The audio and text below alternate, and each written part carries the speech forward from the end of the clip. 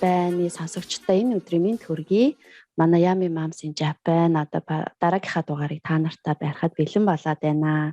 Тэгэхээр өнөөдрийн маань зочин бол нэлээд миний хувьд нэр хүндтэй одоо нэр хүндийн юм зочин ирсэн байгаа. Бидний урилгыг хүлээн аваад одоо Unlock podcast-ийн маань дэлгэр цэцэг маань өнөөдрийн маань зочноор оролцохоор болсон байгаамаа. Ингээд энэ өдрийн мэнд хүргэе. Бидний урилгыг авсанд маш их баярлалаа.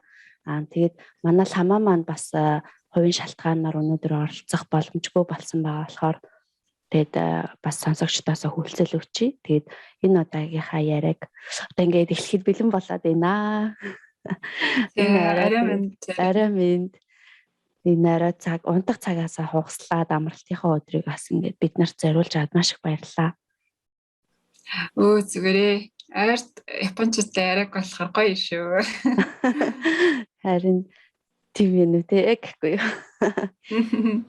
За ингээд хоёлаа яриагаа болохоор ерөнхийдөө Unlock-ийн одоо дэги гэдгээр нь бол мэдгүй юм баг байхгүй бах гэж би бодоод байна л та. Тэгэхээр илүү нарийн өөрийгөө ингээ гоё танилцуулаад тэгээ хоёлаа цаашаага яриагаа эхлэх үү гэж бодож байна. За тэгээ Unlock podcast-ийг мэддгүй хүн байвал товчхон танилцуулчих тий юуны түрүүнд. Unlock podcast маань ерөнхийдөө Монгол за 3-4 жилийн өмнө байгуулагдсан хамгийн анхны подкастуудын нэг. Тэгээд одоо монголоор тий баримтат номыг уншаад тэгээд нэг цагийн дотор товчлоод хүргэдэг, 2-7 хоногт нэг удаа хүргэдэг. Тэгээд хөвчлэн англи болон бусад хэл дээр гадаад хэл дээр уншаад тэгээд би болон бусад хоёр хөтлөгч маань наги тэгшээгээд хоёр хөтлөгчтэйгээ нийлээд хоёр-хоёроо ээлжлээд одоо маш богинохон хугацаанд ингээд номыг товчлоод ревю хийгээд хүргэдгээр онцлог юм уу? Тийм подкаст энэ одоо хүртэл нэг 110 хэдэн дугаар бараг 120-од дугаар хийсэн байгаа. За би өөрийгөө танилцуулах юм бол би за 2006 онд Монголоос Японд Мамбукага шоу гэдэг засгийн газрын сэтгэлгээр очиж исэн.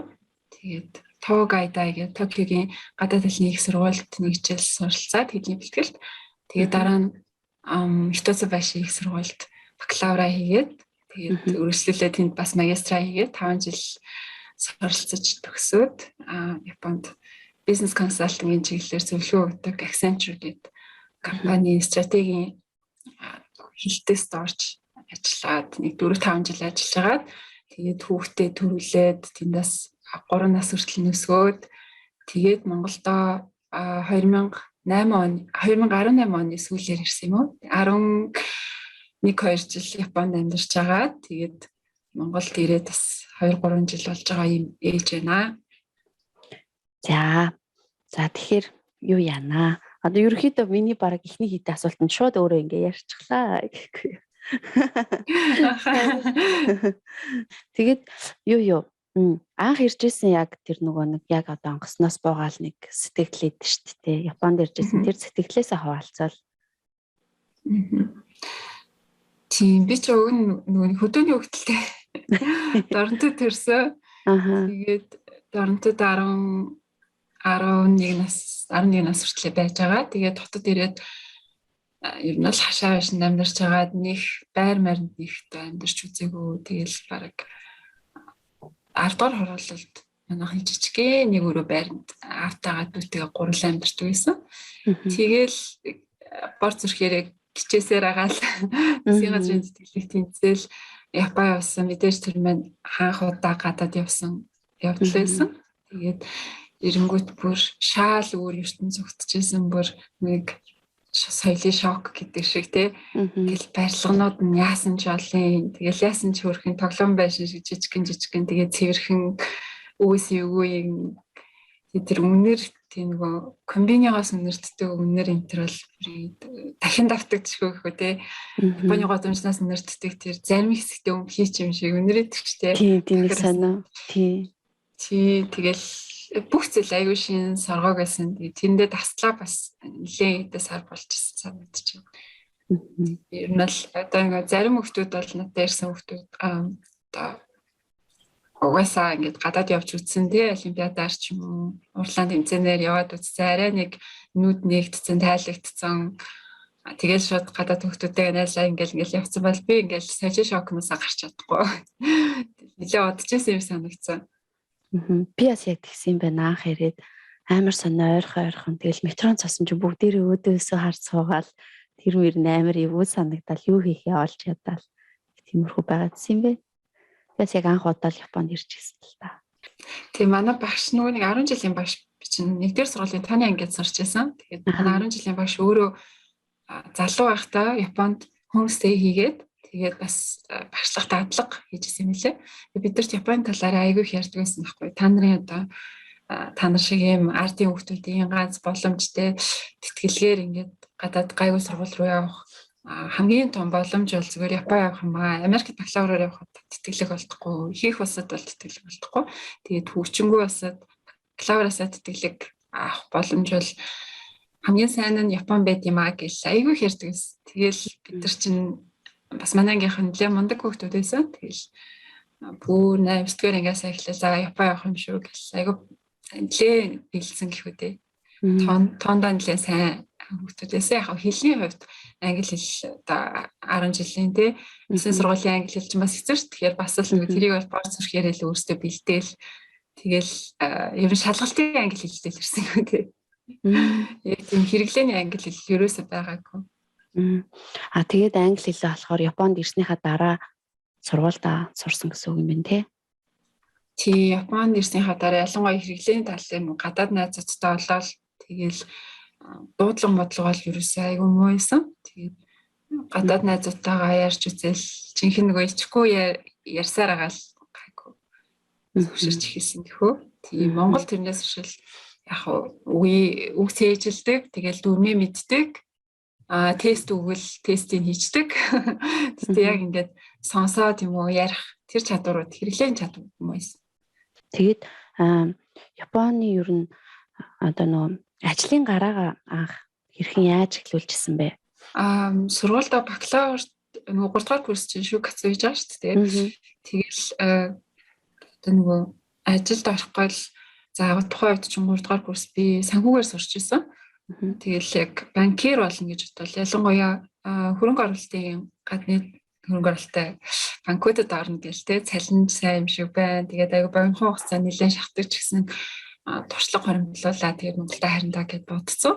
Тэгээл нэлээд тийм нөгөө гайшгэ гинко те гадны хөрөнгө оруулалттай банкнуудад одоо дадлага хийх гэж үзээ шалгалт өгөх гэж үзээл. Тэгээд нэлээд өрсөлдөөнтэй байгааг анзаарсан. Тэгээд 3 дугаар курст ерөөсөө бүр нөгөө нэг бичгийн шалгалтнаасаа цаашаа явсан бүр аягүй цөөхөө. Тэгээд за би 3 дугаар курст ер нь хүссэн ажилд орохгүй юм байна гэд болоод тэгэнгүүтээ 4 дугаар курстаа болохоор манай сургуулийн гоны экан гэд 5 жилийн дотор магистр бакалавра зэрэг хийдэг тийм хөтөлбөрөөс байхгүй юу? 4 дугаар курсын 1 дугаар курсынхаа магистрийн 1 дугаар курсын хичээлийг авчиж болдог цугтаа. Үгүйс нөгөө 4 дугаар курс чинь ер нь ихэнх хүүхдүүд нөгөө 80 авцсан тий. Одоо айлынхаа офрыг авцсан, салыг авцсан. Тэгээд ер нь ингээд төгслийн ажлаа хийгээл тэгэл бараг кредит энтер дууссан байдаг шүү дээ заавтай. Яг тэр үеэрээ магистрийнхаа эхний жилийн хичээлийг аваад тэгээд 5 дахь жилдээ магистрийнхаа зөвхөн 2 дахь жилийн хичээлийг аваад төгсдөг тийм програмд орж суралцсан. Тэгэнгүүтээ нөгөө магистрийн 1 дугаар курст байхдаа одоо магистрийн оюутнууд бол шүүкацу хийжтэй ажиллаа хайж эхэлнэ. Яг тэр үеэр ингээд 4 дугаар курсынхаа нөгөө хамаг төслийн ажлаа хийгээд тэгээд шүүкацугаа хийгээд тэгээ магистрийнхаа хамаг ихний жилийн хичээлүүдийг аваад тэг бүр амар ачаалттай байсан ч гэсэн яг миний эцсийн чанстай Японд ажиллаж үзэл гэж бодож байгаа бол надад одоо дахиад өөр боломж гарч ирэхгүй гэд нэлээд гүрийж агаад тэгээд яг өөрийнхөө хүссэн гадны хөрөнгө оруулалтын компанид орж чадсан. Тэгээд яг эхэндээ болохоор гадны хөрөнгө оруулалттай банкнд орно гэд яг төсөөлөөд тэгээд нэлээд олон банкнд дадлага хийж үзсэн лээ. 3-4 банкнд дадлага хийж үзээд тэгээд дадлага хийсэн чинь миний төсөөлж ирснээс шал өөрөөсөө юу нүрээс нэг нөгөө хүмүүс ингээд мэдээж хэрэг айгүй өрсөлдөөнтэй тэгээд айгүй өөртөө ихтэй Япон хүмүүс чинь нэг тийм би гэдэггүй штэ гэтэл тэнд бол юм би гэдэг уур амьсгалтай яг тийм хүүхдүүд бол гадны хөрөнгө оруулалтын банкнд ингээд зориод шалгалт өгч байгаа харагдсан байхгүй. Гэхдээ тэр хүүхдүүдийн нөгөө нэг одоо үзэл бодолч гэх юм уу те тэнд ажиллаж байгаа хүмүүсийнх нь үнэт зүйл нь жоохон надад таарахгүй санагдсан. Юу гэсэн үг вэ гэхээр одоо ер нь ингээд чи мөнгөний төлөө ажиллаж байгаа гэдгээ бүр ингээд айгүй илэрхий болгоцсон. Тэгээд хамт олон гэдэг нэг уур амьсгал байхгүй. Одоо нэгдүгээр жилийн 2 дугаар жилийн юм доотлын хүмүүс нь бол боссынхаа төлөө өстө ухаантай ажиллана тий цаг наргүй эрүүл мэндийн нийтээр бол гаргуунд гараад бараг ажил дээр л хонжидаг амьдэрчээдэг тийм айгүй их ажилтай. Тэгээд би ч бүр хамгийн нөгөө нэг Ямандэ энтер гэсэн нөгөө завгүй хилцүүдийг ингээд сонирхсан байсан чинь тэнд нь очиад атлага хийсэн чинь пүү ямар их ажил би энэс бол гарч чадахгүй юм байна бүр амар их ажилтай. Тэгээд хамгийн гол нь уур амьсгал надад жоохо токсик жоохо тийм санагдаад тэгээд дарга нь тийм ингээд бүр доотлынхаа хүүхдүүдийг боолчлоо сурцсан бүр атгаас сурцсан. Тэгэнгүүт бүр ингээд амар жоохон сэтгэл хөрөөд тэгээ за би жоохон чиглэлээ өөрчлөе. Гадны хөрөнгө оруулалттай компанид орно. Гэхдээ жоохон өөр чиглэлээр орё гэх. Тэгээд тухайн үед яг нөгөө нэг стратегийн чиглэл сонирхолтой байсан. Болцсон байсан. Санхүүгийн хичээлүүд амар их авчаснаа гэнтгэн нэг бизнес стратегийн чиглэлийн хичээлүүд авсан чинь бүр лаг сонирхолтой санагдаад тэгээд яг бизнес стратегийн зөвлөгөө өгдөг томхон тийм консалтинг компаниудад шалгалт өгч үзээд тэгээд бүр ингээд амар сонирхолтой байсан бүр шалгалт өгөөл тэгээ ярьслан ороод хүмүүстэй ярилцсангууд ингээд ярьж байгаа хэлж байгаа юмнууд нийлээл үзэл бодол нийлээл тэгээд бас илүү ингээд өсөж дэвжих олон талаараа хөгжих боломж байгаа юм байна гэж бодоод тэгээд нэг 2 3 газар өгч үзэж агаад тэгээд Accenture гэдэг компаниг сонгоод ихэд орсон байсан. Дага. Тэгээд наашаа ирэх Монгол буцах хүртлээр болохоор тэндээ ажиллаад ирсэн гэсэн шүү дээ тий. Ер нь бол ажлаа солиогүй. Солиё гэж нэг бодоогүй. Ягаад гэвэл яг нөгөө нэг би болохоор Accenture-т орох үед яг тэр стратегийнх нь хилцэд нь орсон анхны монгол хүмүүс аахгүй. Тэгээд нэлээ ингээд нөгөө нэг шалгуур өндөртэй байсан 2-7 хоногийн дадлага болоо тий. Тэгээд дадлаганд оролцсон хүмүүсээсээ 3-1-ийг ингээд шигшиж авна. Тэгээд чинь нөгөө хэлний мэдлэг, logical thinking, хүнтэй харилцах, баг болж ажиллах чадвар энэ төр гэдэг айгүй бол юм шалгаруулаад дээрэс нь нөгөө нэг цуг ажиллах хүмүүс айгүй таалагдсан. Бүр ингээд вау би юм хүмүүстэй ажиллах айгүй таалагдсан. Тэгээд бүр за би энэ компанид ер нь бол ингээд жоохон тууштай ажиллах хэрэгтэй байна гэж анханасаа шийдсэн. Дуртай байсан болохоор нэг ажиллаа солиё гэж бодлохгүйгээр тэгээд 3-4 жил ажиллаад тэгсэн чинь хүүхдтэй болоод тэгээ хүүхдтэй болсны дараа ер нь тийм шокгүй ажиллаа солих гэдэг чинь бүр хэцүү болчихсон шүү дээ тий. Тэгээд ер нь бол ажиллаж байгаа. Тэгээд Монгол руу буцах уу харин өөр газар ажиллах уу гэж бодож байгаа. За ер нь Монгол руу буцъя гээд тэгээд Монгол руу буцсан. Тэгтээ бүр 10 хэдэн жил бараг 10-аад жил ер нь бол бас тийм бага хугацаа бичсэн шүү дээ. Тэгээд тэгж амьдарч ажиллаж байгаа. За Монгол буцъя гэж шийдвэр гаргах гэж бараг хичнээн жил зарцуулаад байдаг харагдаад байдаг шүү дээ. Энд байгаа утсан хүмүүс тий. За тэр талаар бол дараа нь ярина. Тэгээд ерөнхийдөө оюутан байхдаа цагийн ажил гээд яг одоо тэгж амар хичээлээ хийж явах үед тийм боломж бол бараг байхгүй гарч байгаагүй. Яг нөгөө санхүүгийн хувьд момшиг оюутнууд чинь стипендтэй болохоор нэг тийм цагийн ажил хийхгүйсэн ч гэсэн болдог шүү дээ. Гэхдээ цагийн ажил хийх юм бол айгүй олон зүйл сурч болдог. Тэгээд японочууд яаж ажиллах юм байна? Бизнес яаж явагддаг юм байна? Тэр утгаар цагийн ажлаас юм сураад тэрийг Монгол ирээд бизнес болгож хөгжүүлсэн хүмүүс ч гэсэн байдаг шүү дээ. Тэгээд тэр утгаараа би яг цагийн ажлыг илүү хөгжих боломж гэж хараад тэгээд ямар юм хийжсэн бэ гэхээр юу хийжсэн. Эхлээд нэгдүгээр курст байхдаа нэг Япон хоолны газар галтгоонд нь ажиллаж байсан. Тэгээд нэг хөөрхөн аяга маягийн нугаагаа десерт ийгээд тиймэрхүү хийж агаад тэгээд дараа нь 2 3 4-р курст болохоор яажсан. Супермаркетад очиод нэг амтлагаа худалдаа хийдэг шүү дээ. Тэрний худалдагч хийжсэн. Тэгэл нөгөө бүтээгдэхүүний танилцуулаад амсуулаад зардаг тийм ажил хийжсэн. Тэгээд За. Тэгвэл бас би бас нөгөө нэг амар хичээгээл ерөөсөө тэгэж юу байт майт хийж байгаагүй юм болоо гэж бодсон чинь бас хөгжих боломж гэж харж хийжсэн ба шүү дээ. Тийм. Тэгээ бас юугаар айгүй хөвчсөн байна. Ямуухийн үйл ажиллагаагаар 3 дугаар курс, 4 дугаар курстэй хэсэг явсан юм байна. Хаврын баяр зохион байгуулалт тэгэл хөөрхөн ажилтай байдсан шүү дээ. Тэгэл нэг ажил хүлээж авчаал тэрнийхээ хойноос хөцөлтөл хасаа мэдсэн болгонд уулзаал тэр үйл ажиллагаанд бол нэг 2 жил бол идэвхтэй оролцчихсон. Яг энд уул нь ламаа байсан бол манай ламаа тэр яг Ямахын ерөнхийлөгчөөр бас ажиллаж ирсэн байхгүй юу? Тийм. Тэгээд хоёртаас гоё ярих байх лээс юм байна. За тэгээд ер нь Япон орны соёлоос хамгийн таалагддаг одоо юу гэдэг тэр нь бол өстой айгүй таалагддаг гэдэг. Тэгээд таалагддаггүй гэдэг хоёр талаас нь дурдах юм бол надад бол одоо жишээ нэг тийм мэдээж сайн тал нь амар их байдаг ч гэсэн зарим үед амар юм тодорхой биш байдал байдаг шүү дээ Япон хүмүүсийн. Тэр бол ерөөсөө таалагддаггүй ч юм уу нэг тийм юм байдаг шүү дээ. Тэр талаас яг юу байдаг вэ? Би нөгөө Японыг амар багшаасаа баах магтаа сонсож жоод очсон чинь жоохон какари хийсэн. Жоохон орон хугарсан. Бүр ингээд өстэй нэр амар ёс суртахуунтай өстэй нэр хүний дэд хүмүүс байгаа гэж айгу бодсон байсан чинь. Очсон чинь яг айгу өндөр хүлээлттэй байсан болоод ч тэрөө замны зүйлээр нэлээ урам хугарсан зүйлсээсээ. Тэгээд яг очсны дараах амар сайн санагдсан юм болохоор нөгөө юу ийсэн.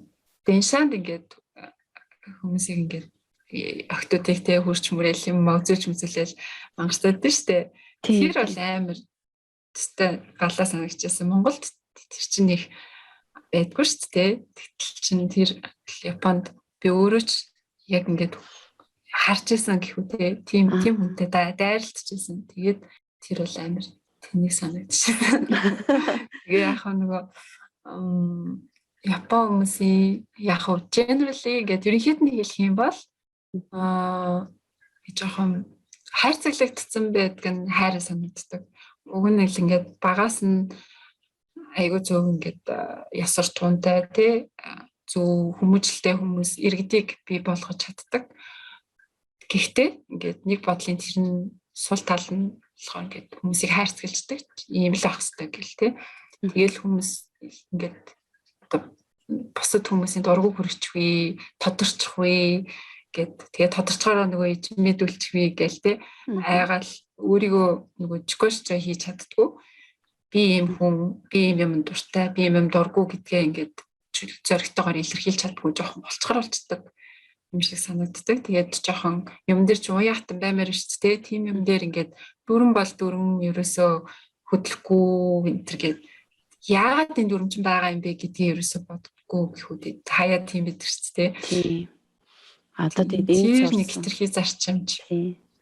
Бүр хитрээд идэх те. Хитрхи нөгөө одоо энэ хүүхдүүд дээр л бас амар хүүхдүүд дээр л амар анзаараад байгаа шүү дээ. Би бас том маань одоо хитрхи сахилгагүй байх юм бол тэгэл яаж жаал сургуулаас нь дарж байгаа байхгүй. Тэгээд нэг амар онцлог гэхээс илүү тэгэж дүүйл гэж өөрийгөө яахаас илүү дараал. Одоо багын маань бараг л нэг жижигхэн Япон хүн л болж байгаа шүү гэнэ одоо. Тэгэхээр манай дэгийн маань болохоор том 2 хүүхдтэйсэн шүү дээ. Тий 2 хүүхдтэй. Том нь болохоор Японд төрсөн. Тэгээд хэдэн настайд нь буцсан гэсэн үг үү Монгол руу? 3 настайд нь буцсан. Яг л гоё үе дээр нь буцсан байна тий. Нэг томорчоогүй, нэг жоохон ч тий. Яг гараас гарсан. Тэгээд нөгөө Япон компанид ажиллаад нөгөө нэг Япон хүмүүсийн болдгоо бүтгэн ингээ харагдаад тэгээд ядчих нөгөө нэг асууд бизнесийн зөвлөгөө гэдэг компани чинь ер нь бол ингээд Япон компаниудын асуудал дээр нь ажиллаж байгаа шүү дээ. Шийдэл олох гээд гэрчээж байгаа хүмүүс байгаа. Тэгээд нөгөө асуудлууд нь ингээд хаяа бүр бидний контролоос гараад бүр ингээд тийм илүү макро төвшөнд яригддаг асуудлууд ч юм уу тий. Япончуудын ингээд акшн хийж чаддгүй ингээл яриа л байдаг. Тэгэл ярьж идэл нөгөө хамаг тендер ментрийг нь хятад солонгосчууд авчдаг ч юм уу. Тиймэрхүү юмнууд нь бүр ингээд уг үндсээрээ харагдаад би энийг ерөөсөө шийдэж чадахгүй байна те. Би байтугай манай компани тэр чигээр энэ Япон компаниг өөрчилж гэж чадахгүй байна. Тэгээд энэ Япон компани өөрсдөө асуудал олж харахгүй байна. Угаасаа дээдлэл нь баха ожи сангууд байгаа. Тэгээд залуу боловсон хүчин зоригтой шийдвэр гаргадаг, удирддаг тийм тэг кодо хийдэг те. Хийдэг тийм хүмүүс байдгүй байна гэл. Тэгэл бүр ингээд амар урам харсан. Тэгэл яг бизнесийн ертөнцид ч гэсэн ингээд Японы хүн амар дэмжмээр идэг, хичээчээсээ гэл байдаг боловч ингээд ерөөс ирээдүйд харагдахгүй тий. Тэнгүүд би яг хүүхдээ Япон болгомооргүйсэн аахгүй. Тэснэ тэр айгуу гоё, аюулгүй, эрүүл мэндийн талаасаа ч гэсэн тэгээ гоё хангалттай, хангамжтай тийм нийгэм байсан ч гэсэн би яг Японы цэцэрлэгт бол өмөргүйсэн яалтчгүй. Япон хэл надад нэг ирээдүйд сүртэй бусад орнд хэрэгтэй болно гэж бодоогүй. Тэгээд хүүхдээ ингээд хайрцаглахыг хүсээгүй. Тийм болохоор яг Японы иргэн болгонхээс илүү чөлөөтэй байх. Тэгээд англи хэлтэй тийм цэцэрлэгт оруулж ирсэн. Тэгэхээр манай хүүхд Япон хэлж сураагүй, Япон хөгжигч нэг болж байгаагүй.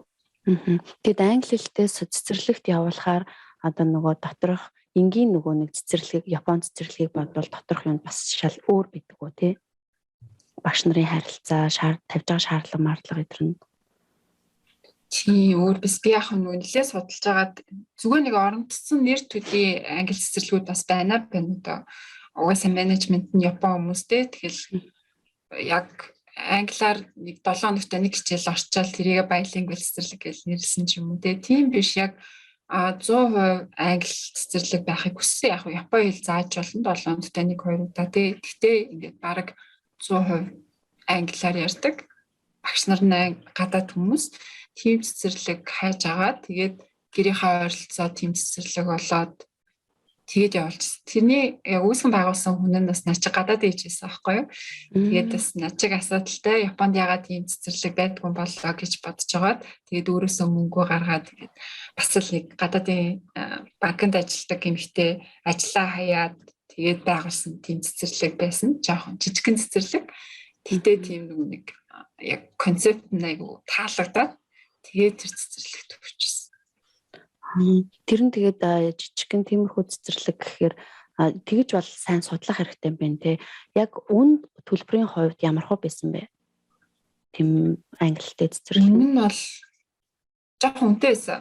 Гэтэ би нөгөө нэг амар юу яцсан одоо тэн дээр нэг амар кодваттэй ингээл өөр цэцэрлэгт өмөргүй Япон цэцэрлэгт ялангуяа уг нь бол айгу гоё л доо Япон цэцэрлэгч амар гоё цэвэрхэнтэй тэгэл шисэцүү тэгэл байшин энтер болон гаргой манай нөгөө сонгосон цэцэрлэгч хөөрхий нэг офисын байрлагын нэг бухарт нь байгаа байхгүй юу тэгэл ямар ч тийм тоглох нөгөө гадаа тоглох зорилтын тоглоом талбай мал байж байхгүй гэхдээ яг нөгөө хүрэж байгаа заах арга барилын чинь таалагчсан болохоор жоохон үнэтэйсэн ч гэсэн хүчээсэн. Тухайн үед чинь нэг сарын жууны майнд байсан баха. Тэгээ ямар ч хожоким байхгүй штэ. Хувийн цэцэрлэг болохоор тийм тэр юуг нь авахгүйгээр тэгээд яг 3-4 төчилдээ ажиллаж исэн болохоор цалинж гисэн тиймэрхүү цэцэрлэгийг төлөхөд бол гайгүй боломж юмсэн болохоор тэгээд гүрийгээл төлсөн штэ. Юм ээж асны дараа бүхэл юм хүүхдийнхаа төлөө боддог болчтой юм шүү. Ажиллаж гэсэн заах гэл. Тийм байна. Тэгэхээр гоё юм бас тийм яг тийм 100% яг тэгэж судлах хэрэгтэй юм байна энэ төр гэж юусоо сонсож үзээгүй юм байна. За угаасаа л Японд байгаа юм чи Япон цэцэрлэгт явна гэд бүр баг автоматар шууд явуулаа л идэв шүү дээ. Би мэлав.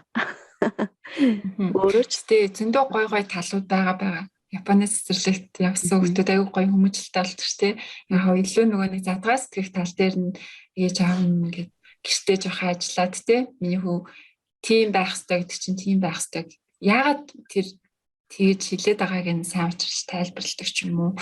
Тэгээд зарим нэг зүйл дээр бол хайр цагнаасаа чи зөрөгтэй ингээд гараа сэтгэх хэрэгтэй гэдэг. Дуу хоолойгоо хамаагүй хүргэх хэрэгтэй гэдэг ч юм. Насаараа Японд амьдрах гайгүй бол ер нь бол чи өөр байж болно ч гэдэг юм уу те. Тэр талаас нь ингээд хийгээд явах юм бол би одоо ч гэсэн боддог юм л да хаяада Япон цэцэрлэгт оролцдог ч гэж юу гэд би нэг хайлгүйгээр те өөрөө л хүүхдтэй сайн заагаал те заавал ингээд тэгж хайрцагт оруулахгүйгээр байж болох л байсан юм шиг санагддаг. Тэг хүүхэд нь 3 дахь байсан урт тавт буцсан гэхэр чинь яг нэг сайн ярьдаггүй байсан байж гэнэ. Ерөнхийдөө за Японд амьдарч байгаа цэцэрлэгэн англи гэртээ монгол хэлээр ярьж байгаа шүү дээ. Тэгэхээр ямар хэлээр хэлд орчихсон бэ? Би чинь нөгөө нэг манай нөхөр энд ажилладаг, Монголд ажилладаг. Тэгээд надтай болохоор яасан юм бэ? Намайг яг ажилд оронгууд манай нөхөр надаас 4 ах байхгүй юу? Тэгээд яг битээр би 1-р курст авах манай нөхөр 4-р курст байсан. Битүүцээ байшиг.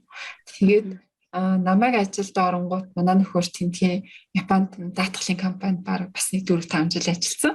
Тэгээд за би миний ингээд Японд ажиллах хугацаа тоослаа. Би Монгол хайрч ингээд их хоорондоо хой нэмэр оруулмаар энэ төр гээд тэгээ авчихгүй юу. Тэгээ битээр чинь нөгөө нэг инкери болоод тэгээ холоос ингээд харцаад тэгээд би хүүхэд гаргасан ч гэсэн ингээд арай харих болоогүй байх гэж байгаал ганцаараа тэнд хүүхдээ өсгөөл тий.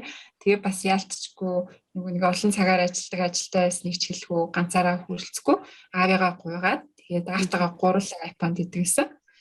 Өвөөтэйгээ амар монголоор ярьдаг юм тий. Гэхдээ өвөөтэйгээ монголоор жоохон ярина. Гэхдээ нэг монголоор ярьсан чадахгүй. Ягаад гэвэл би нөгөө за би угаасаа нэг 2-3 настайд монгол хайрцаг юм чи манай хүүхд Монголд очиод монгол хэлээс орчих юм чи ингээд монгол нэг анхаараагүй байхгүй.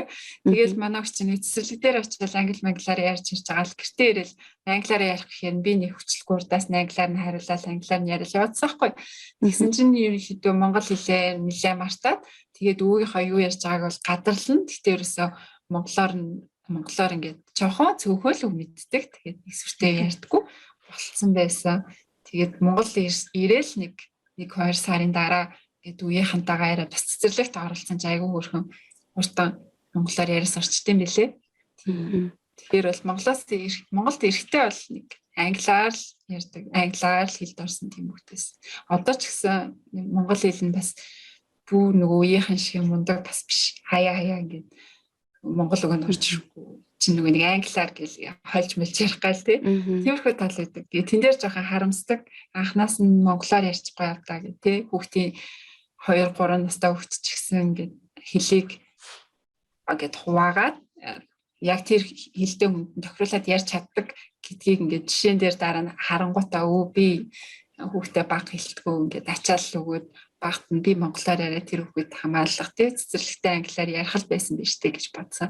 Тэгсэн бол илүү одоо магадгүй монгол хэл нь одоо улам сайн байж магадгүй. Өнөөдөр л гэхэд жишээлбэл ингээд ер нь ингээд нөгөө монгол хэлийг жоохон хар ярийн дуудлагаараа сонсоод сурцсан гэхүү тий. Тэгэд яг тийм уран яруу ярихгүй байхгүй. Тэгэл юу лээ нэг өмнөх гэдэг үгээс чинь өмнөх гэж яриад байгаа байхгүй юу? Энэ үсэг байхгүй өмнөх гэж яриад. Тэгэл манай аав шоолол энэ үгтийн монгол хэлийг гэж өгөн. Одоо нэгдүгээр ингээд харцсан баа штэ. Гэхдээ бас ч харцсангуу яг японоор хэлд орсон хүүхдүүд нэг тийм аялахтай болчдөг штэ. Ил үсэг мүсэг интернет хэлж чадахгүй ч юм уу. Одоо манай хүүхд бас жоохон тэр ажиглагдаад байгаа хгүй. Би нэг ил мэл орсон үг монголоор хэлэхээр л ис солгоол яваад энэ. Тэгээ жоохон санаа зовоол. Тэгээ гэхдээ бас хажуугаар нөгөө нэг англи хүүхэлтэй мөлтөө өсгөр бас апу гэчихнэ. Тэгээд за яах вэ? Тэгээ ер нь бол тэгээ болох л илүү дээ. Би ч одоо бас ил мэл хэлж чадахгүй хэцүүдэх хэдий гээд айгаал идэв. Харин тийм ер нь тэгээ томрох тусмал нөгөө хэлээр сурахад бол хэцүү болт юм шиг байна тий. Харин тийм. Монголоос нөгөө хамаатны хүн ч юм уу өвөө минь ирэл яг ингээд дундаа монгол хэлээр яриад гэхээр хүүш чи монгол хүн байж хүний урдаас монголоор яриач гээл. Тэгээд бараг албаар яриулж ижил эсвэл нөгөө амралтаараа монгол явж ижтэй монгол хэд нэлээд гайгүй дуудлага энэ чинь зөвшөрч ирдэм санагдсан шүү дээ. Орчин байхгүй болохоор тий. Тэгээд бид нар чинь нөгөө залхуураа за хүүхдтэй ойлгомжтой байлгая гэд нөгөө ярьж байгаа хэлээр нь хариулж итэл нэг мэдгээд монгол хэл нь алдагдчихдаг юм шиг байна л та. Харин тийм тэр бас ингээд бас янз бүрийн юугаар нэлээд асуудал болгоод хүмүүс яриалах шиг байт. За яах вэ? Тэр тэгээ болох байлгүй дээ. Чадлаараа л хичээж байгаа бид нар. Тий. Түрүү нөгөө ажил нь амар олон цагаар ажилладаг байсан гэсэн. Ер нь хэр удаан цагаар ажилладаг байсан бэ? 7 хоногийн 5 өдөр л ах л та тий. Тийм 5 өдөр ажилладаг байсан. Гэтэ нөгөө гадаадын хөрөнгө оруулалтын компаниуд чи ер нь бол аюу их ажиллагаар алдартай шүү дээ. Тэгэл яг нөгөө ажилд орсон ихний 1-2 жил бол үнэхээр их ажилладаг гэсэн. Одоо бараг унтдаг цаг нь 3-4 цаг юм уу да. Унтахаас бусад бүх цагтаа ажилдаа явдаг. Тэгэл ажил дээр байждаг. Өглөө 8-аас очивол тэгээ шөнө 2-3 цагаас таксигаар ирдэг. Тэгэл ирээл унтаал тэгэл хагас бүтэн сайн амар ядарсан талын унтаж өнгөрөөгөл талын ажиллаа хийж өнгөрөөгөл тэгэл эхний 1-2 жил бол айгүй заагүй байсан. Тэгэл яг юм сарж байгаа юм байна да гэж бол туршлага хөрвүүлж байгаа юм байна да гэж бол гүрийгээл яг хүүхд төрүүлсний дараа болохоор ялцчгүй балансаа барихгүй болохгүй. Тэгээд тэрийгээ ч гэсэн компанид аягүй сайн ойлгуулаад, багтаа аягүй сайн ойлгуулаад тэгээд хичнээн нөгөө нэг авмаар байгаа ажил байсан ч гэсэн за би хүүхдтэй юм чи завгүй ажил хийж болохгүй гэж жоох амбицаа дараал. Тэгэл би хүүхдтэй ээж би ингээд 6-аас тарахгүй болтгоо 7-аас тарахгүй болохгүй надад намайг тийм л прожектэнд оруулж иг гэл тэгэл гидгээс очдөг гэсэн. Тэгээд яг сул тал нь жоохон тийм өөрөөс чинь одоо хүч хөдөлмөр зарцуулах те өөрийг чинь сорих тийм ажил бол тийм нөхцөлд ороход хэцүү те илүү амархан тийм таскууд болох байх. Тэгээ миний хувьд ч гэсэн өмнө хийжсэнээс хамаагүй амархан таскуудтай ажил хүүхд гаргаснаас хойш хийж явж байгаа. Тэгээд яг нөгөө тушаал мушаал твшээд ирэнгүүт бас нөгөө тушаалдаа таарах үйс тийм өөрөөрөө л аваад тодорхой хэмжээнд ингээд одоо бага хугацаанд амар үр ашигтайгаар ажиллахгүй болохгүй болоод тэр бол нэлийн чаленж юм байсан. Сорилттой байсан. Хүмүүс доороо баг удирдах сураад тэгээд нөгөө хүмүүсээ чиглүүл сураад тэгээд богино хугацаанд гараасаа аягүй их хурдан юм гаргадаг болоод ч юм дээ. Тиймэрхүү юм бол нөгөө хүүхд гаргаснаас хойш нэлээ ингээд чаленжинг болоод өмнө нь бол урт хугацаанд олон цагаар л ажиллаж байгаа нам тако наруу гэл те ажил гараас гарчил дараа би ингээд суугаал явал угаасаа ажил хийж л дараа гэж боддог байсан юм. Тэр хугацаанд аягүй багасч юм уу за би 6-аас тарахгүй болохгүй би яаж энэ ажлыг хамгийн өөр ашигтайгаар ингээд хан цагт хийж чадахгүй гэдэл нэлээ ингээд толгойгоо ажилуулаад янз бүрээр оролдож үзээл иргэн тойрныхоо одоо мэддэг чаддаг сайн ээж симпайнараас асуугаал тэн дээр бол нэлээ юм суралцсан гэхүүд тийм орчинд ороогүйсэн бол тэгэл орт хугацаанд ажиллаад тэгэл олон цагаар ажилласан хүн байх байсан байх л та. Тэгэхээр Японд одоо яг сургуулаа төгсөөд ажилд орохгүй бол нэг менсцүү энэ төр өгөхгүй явж байгаа хүмүүс байгаа бах л та. Тэгэхээр тэднэрт одоо манай дээгээс тэр хүмүүст зориулж гоё зөвлөгөө өгүүлнэ. Яг юун дээр анхаарах хэрэгтэй вэ? Магадгүй компаниа сонгох тэр ч юм уу яг ажиллаж байгаа тэр компаниа сонгохдоо юун дээр нь анхаарах юм бэ? Яг тэр ажилд орох процесс дээр нь зөвлөгөө өгөөч.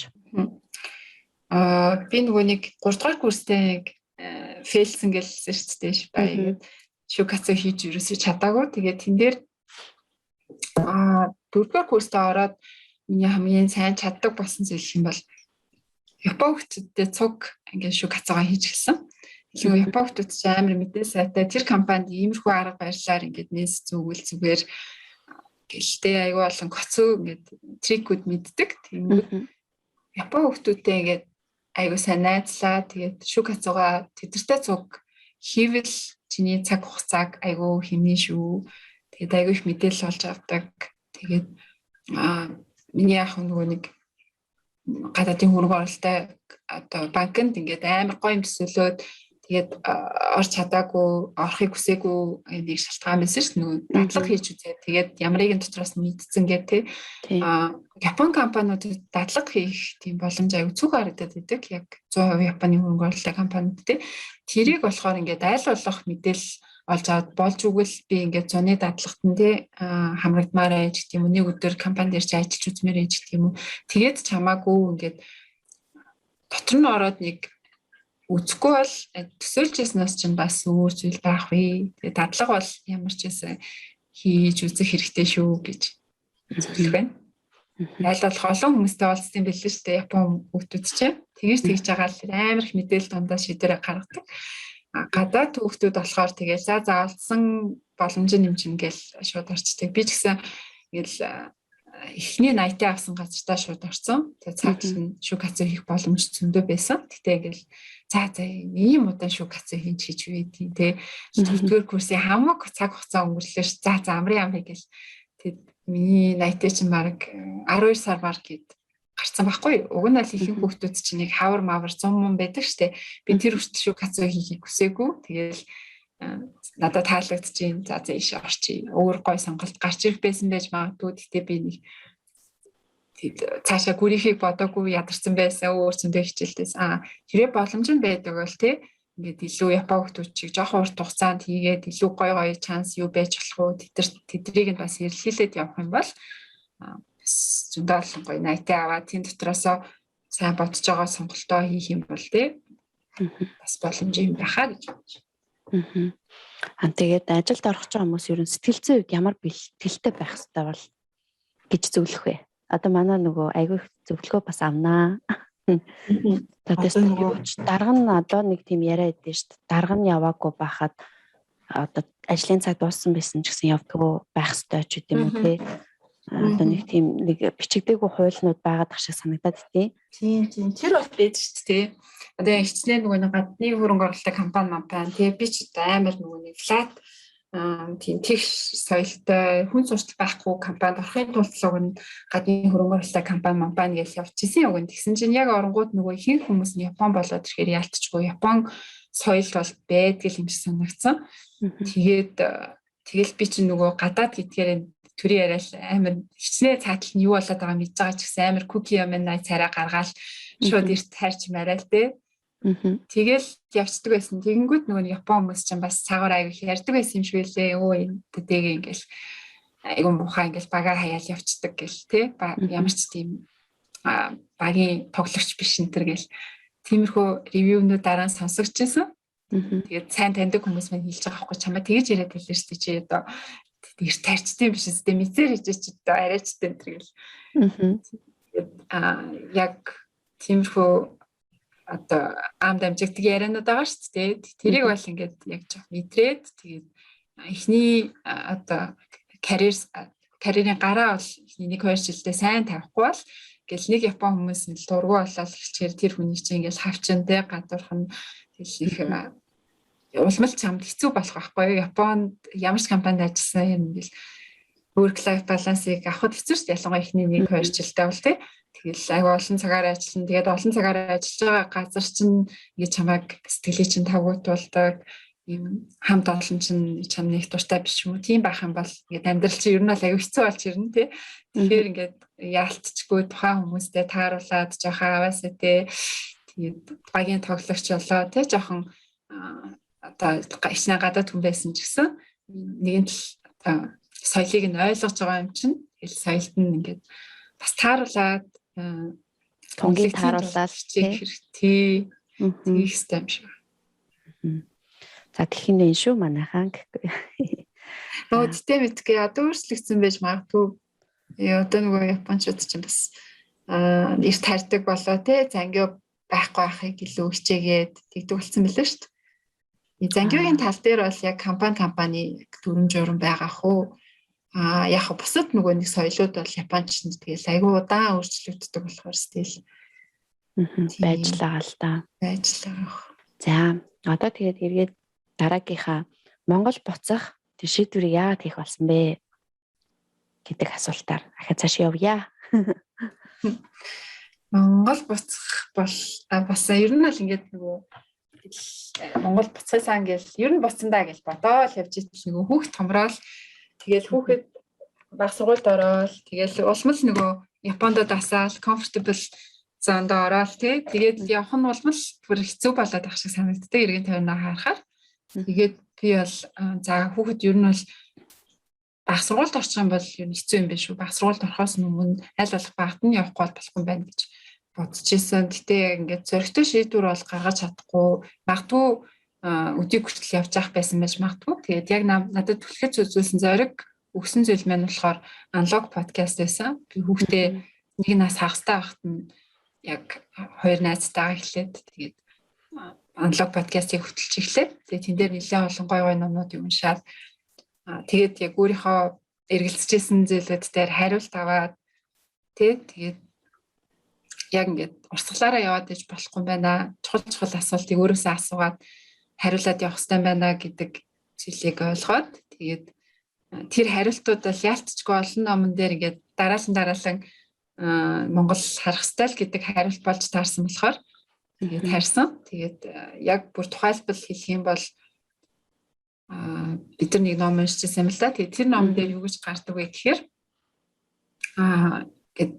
чиний ингээд ажил те чамд ингээд утга учиртай одоо тэр ажлаа удаан хугацаанд үргэлжлүүлэхсээ чи юун дээр ингээд шийдвэр гаргах ёстой гэхээр одоо хэд хэдэн асуултыг өөрөөсөө асуух ёстой гэдэг ч аахгүй. Тэрнийх нь жишээлбэл чамд одоо ингээд юм сурах боломж байна уу те за цалин мөнгөнд хангалттай байна уу, эдийн засгийн хувьд хангалттай байна уу, тэгээд чамайг хангалттай үнэлж чадчихэв үү, чи бусдад хувь нэмрээ оруулж чадчихна гэж өөрөө мэдэрч гэнэ үү гэх мэтлэн иймэрхүү асуулт байсан байхгүй. Тэгээд хэрвээ энэ асуултуудад чи ихэнх нь ингээд үгүй гэсэн хариулттай байх юм бол миний хувьд болохоор яг цалин бол гайгүй боломж юм байсан. Гэхдээ нөгөө би ингээд нэгэнт 3-4 жил ингээд ажилласан миний сурах одоо боломж бол ингээд басаал байгаа байхгүй. Нэлээд гайгүй ажиллаа мэддэг болсон болохоор сурах зүйл ингээд багассан. Тэгээд яг үнэлэгдэжсэн сайн багтаа байсан. Гэхдээ нөгөө түрүү хэлжсэн ч тийм нөгөө Япон компани төлөө ингээд ажиллаад байсан. Тэгсэн чинь би ингээд нэг тийм амар том юмны жижигхэн эс болчоод тэгээд миний хийгээд байгаа ажил одоо хэний ч төлөө хийгээд байгаа би хэний ч одоо амьдралыг сайхан болгох гэж юу ч хийгээд байгаа ерөөс ойлгох байсан байхгүй юу. Амар хичээгэл бүрийгэл олон цагаар ажиллаад хүүхдээ ч гэсэн гэл гаргуунд нь гаргаал те хамаг байдгаараа хичээгэл аавыгаа Японоос Монголоос авчраад Японд байлгаад тэгэл ажиллаж исэн ч гэсэн яг ингээд хэний нүүрэнд инээмсэглэл тодруулах гэж би энд юу хийгээд байгаа вэ гэдэг ерөөсөө зүйл харагдахгүй байсан болохоор тэгээ би яах гэж юу Монгол хүн болж төрсөн бэлээ тэ миний урт хугацаанд хийх ёстой ажил бий болоо гэд аюу бодсны эцэст за Монгол харахгүй л болохгүй юм байна гэж шийдээд тэгээд Монгол харж ирсэн. Тэгээд Монгол буцсан чинь хамгийн хүндрэлтэй зүйл нь юу байсан бэ? Одоо яг төсөөлснөөс хамгийн хүндрэлтэй хэцүү байсан зүйл нь юу байсан бэ? Төсөөлснөөс хэцүү гэдэг юм бол яг нөгөө нэг амьдрах орчин бол яг тийм байх л гэж бодож байсан л да. Агаарын бохирдолтой төвчрэлтэй тэгэл тийм зүйл бол ухтна гэж мэдчихсэн. Тэгээд чадах чинээгээрээ агаарын бохирдолгүй газар нь одоо сонгоод амьдарчих юм чинь за төвчрэл бол алхах юм чинь ч гэдэг юм уу те ингээл өөртөө тайвшруулаад байгаа юм л да. Тэгээд яг ажиллаад үзсэн чинь болохоор яг зарим нэг юм ингээл айгүй хурдан өрнөлттэй ямар нэг юм санаачлангууд яг чиний санаачлах чинь дэмжигдээ цаашаа ажил хэрэг болоод ингээд яг бодит чи нэгэнд хувь нэмэр оруулж байгаа том ажил бүтээж байгаа гэдэг тэр жигган бол айгүй таалагдсан. Эсвэргээрээ болохоор нөгөө нэг тийм хэрэгцээгүй стрессүүд ингээд өөрөө шалтгааллахгүй байсан. Тий. Надаас шалтгааллахгүй тийм хөвчин зэсүүд те ингээд ус төр өгдөг ч юм уу. Дээгүүр даваар гарч байгаа тэнийг шийдвэрчээд юм уу те. Тэгээд яг нөгөө монгол хүмүүсийн жоохон цамаан занж гэдэг юм уу те. Тиймэрхүү зэсүүд бол би жоохон мартсан байсан байлээ. Жоохон өөдрөгөр бодсон. Тэгээд яг тэгэл дасгаас өөр аргагүй юм да гэж бодвол хаяа бас жоохон арайчтай монголчууд нэрээ гэж сэтгэлээр унах үе байна. Тэгээд одоо ер нь юу яадаг штэ яг Монгол буцахтай холбоотой би ч гэсэн одоо байнга л миний яг ингээд сэтгэл дотор байж идэг. За нэг амьдрах байртай ч юм уу тийм нэг айтайхан ингэчээд тэгчээд гээд нэг тэрэн дээрээ гацаад тэгээд ингээ явхаа хойшлуулад яг шийдвэр гаргаж чадахгүй байгаа юм хүмүүст одоо Монголд гэхдээ буцах хүсэлтэй. Гэхдээ одоо материаллык юм дээр жишээ юм уу те мөнгө цуглуулна нэтэргээ гаццсан байгаа. Яг ийм хүмүүст ер нь ямар зөвлөгөө өгөх вэ? Яг буцах гад бол сэтгэлтэй байгаа хүмүүст. Материаллык юм зорилтондоо хүрч чадахгүй шүү дээ. Тий. За би тэрийг өстэй нэрээ тэгж хүний өмнөөс амьдралыг хэлвэргүй ярмааргүй байна. Тэр зөв буруу гэж гээд ах юм байхгүй шүү дээ. Тэгээд Монголд чинь яг үнийг хэлгээд цалин бол тийм одоо дундаж бол өндөр түвшинд биш шүү дээ. Тэгээд хичнээн чадвартай хүн байсан ч гэсэн бүр ингээд executive төвшөнд очиод за гадны хөрөнгө оруулалтын компанид орох юм бол боломжийн. Яг нөгөө тэр ажилд яг бас орохоор Японоос нөхцөл байдал чинь яг ингээд Монголд очиод хувь нэмэр оруулалт ингээд хүссэн ажлаа хийнэ ингээд бодож исэн бол тэр чинь ингээд зөвхөн цалингаа бодоод ажилд орчхоор биелэхгүй байх бас магадлал байгаа шүү дээ. Тэгэхээр ингээд тэр санхүүгийн хувьд бол Японоос нэлээ өөр болно гэдэг тийм хүлээлттэй анханаас нь тавиад ирүүл зүгээр тэгээд Монголоос яг юу хүсэж байгаа юм бэ те одоо тодорхой хэмжээнд санхүүгийн эрх чөлөөнд хүрчээд ирэх юм бол одоо ямар ч хамаагүй ингээд өөрийнхөө л хүссэн дуртай хобби болгох ажиллаа хиймээр байж гэх юм уу те тийм байдлаар ирж болох бах тэггүйгээр одоо би стил Монголд ирчээл хүүхдээ тийм сургууль явуулмаар байна. Тэгэл одоо байр савч гэсэн ингээд яг байрныхаа урьдчилгааг хийгээгүй болохоор ингээл цалингаараа би банкны зээл төлнө. Тиймэрхүү хэмжээний одоо амьдралын стандартыг хангана энэ төргээд бодоод ирэх юм бол бас арай нэг өөр байх бах. Тэгээд одоо Монголын нөгөө сайн талыг нь ашиглаж чадахгүй шүү дээ. Угаасаа монголчин агаар юм баг хүртэл эрүүл мэндийн тогтолцоо боловсрол энэ жоохон хэцүү байгаа дээр нь чиний нөгөө хийж байгаа зүйл чинь бас ингээд цалиндаа уягдаа чиний яг хүссэн ажил чинь биш ч юм уу байх юм бол ингээд аль талдаа нөгөө нэг аз жаргалтай сэтгэл хангалуун байх зүйл чинь бас дутагдмал болчих байх л та.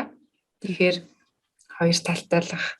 Харин тийм тий. Одоо миний л зүгээр хараад байгаагаар яг мэдээж дээгүүр одоо энд тодорхой хэмжээний дээгүүр албан тушаалтай ажил хийгээд эсвэл өөрийн бизнестэй ч юм уу тийм хүмүүс бол харьцангуй гайгүй гэхдээ нэг өөр бас шумаар явж байгаа хүмүүс өчнөдөө байгаа штэ. Тэгээд нэг харилцсан ч үгүй юм амьдралын шалтгаанаас болоод тэр хүмүүс маань болохоор одоо ингээл за тэгсний дараа гэл ерөөхдөө тэгээ буцаж чадахгүй байгаад идэм юм шиг бас санагдаад идэв. Тэгээд одоо ер нь ингээд сошиалар харахаар Монголд ер нь бүтэж байгаа юм нэг ч байхгүй юм шиг юм бол харагддаг шүү дээ. Яг үндэ нөхцөл байдал ер нь ямар байд юм бэ? Одоо яг дэгийн маань Монголд байгаа юм чи бодтой ер нь аль хүн ингээд яавал бас амьдарч болж штэ гэдэг юм бараг л харагдахгүй байгаад шиг гэдэг шүү дээ. Тэгэл нэг хүмүүсийн постолж байгаа юмнууд дандаа л ууртай уцаартай. Тэгэл нэг ер нь жоохон хүнд хүрээд идэг хөхгүй одоо энд байгаа хүмүүстэй болохоор заастаа буцуул бүтэхгүй юм байна. Одоо тийг ер нь л амар хэцүү байгаа юм байна гэдэл бас тэгээ хойшлуулад яваад идэх хүмүүс байж магадгүй л юм.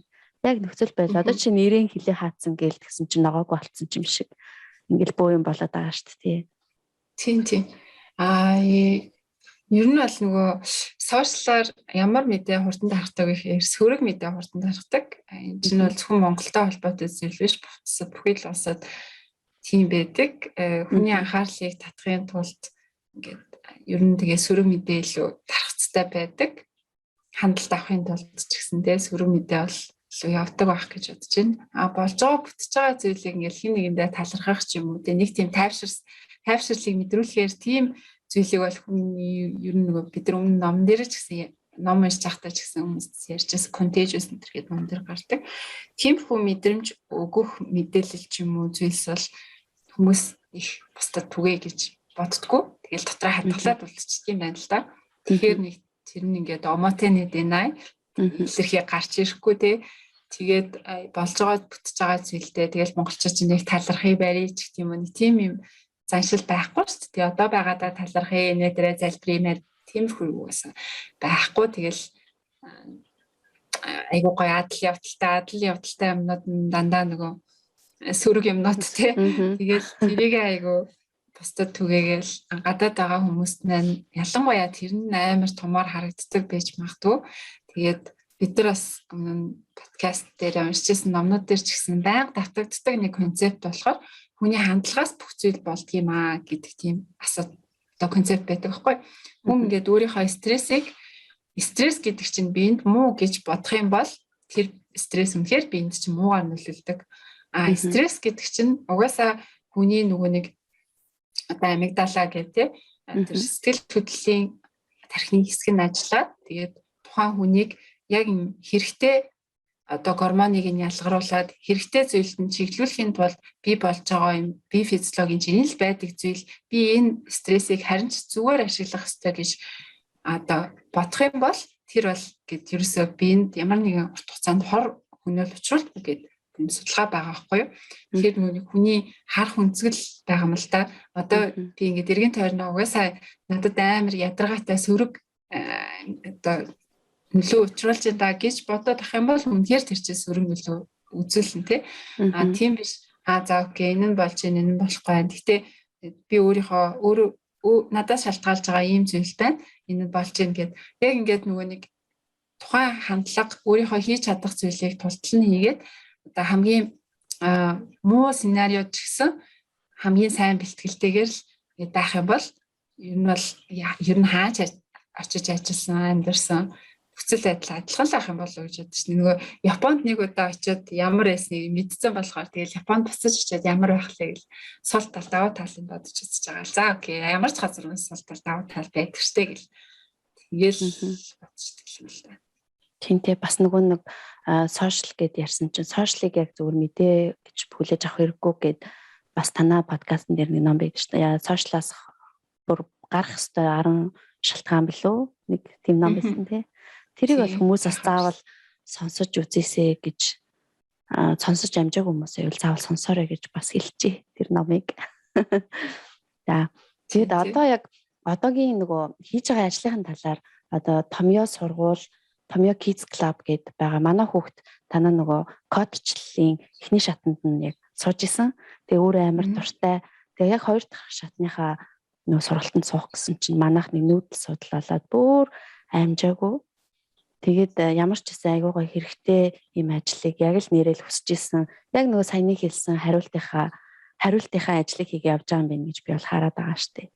Тэгээ Томьёо Kids Club. Тэгэхээр Томьёо Kids Club-ын талаар сонсоогүй хүмүүстэй танилцуулбал нь яг ямар учиртай юу байгаад байгаа илээ гэдгийг гоё тайлбарлаад хэлээд өгүүлнэ. За манай Томьёо Kids Club болохоор та нар нөгөө Томьёо Edtech гэдэг утасны аппликейшн мэддэг бол залуучуудыг гадаадад явуулахад нь зөвлөгөө өгдөг. Тэгээд хэл заадаг тийм аппликейшн байдаг штэ. Тэр аппликейшны ер нь бол дүү брэнд гэж хийж болно. Гэхдээ тусдаа брэнд тэгээд үүсгэн байгуулагчдын ч гэсэн тусдаа зарим нэг зүйлүүд дээр бид нэр адилхан нөөц боломжийг ашигладаг. Гэхдээ бидний нөгөө таргеталж байгаа сегмент нь Tомьёо Kids Club маань илүүтэйгээр хүүхдүүд рүү чиглэсэн.